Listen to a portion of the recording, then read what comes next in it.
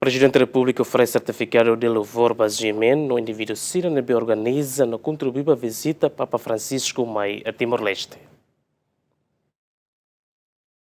Prezidente República Ramos Horta Quintane condecora individu balung com medalha Ordem de Timor-Leste no medalha mérito. E a ocasião se festado mos oferece certificado louvor ba média privada GMN no média estatal balung no mos entidade no individu sira nebe organiza no kontribui ba vizita Papa Francisco mai Timor-Leste e a fulan setembro tinang kotok. E a discurso Ramos Horta hateten atribuição medalha no certificado no dar acto apreciação ba entidade no individu sira nebe for sucesso ba líder máximo Igreja Católica Romana nia vizita Estado no pastoral e a Ásia no Oceania, inclui Timor-Leste. Il servizio di Apetele buonasera al Papa Francisco la visita Italia.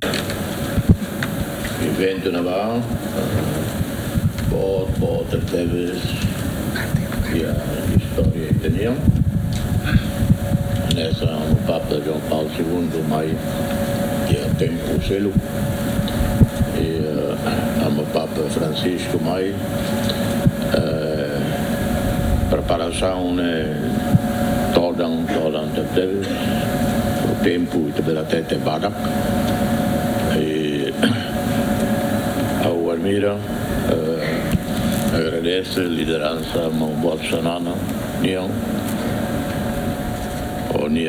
Hanoi nia visão e nia momento lá, aurasi no da Presidente, preocupado lá, so detalhes balong importante lá. Ema ita conta ne ema rihun atos hitu ne previsão hoje igreja niang. A uso o isso mato o que fatem para ema se tova descansa. Depois sentina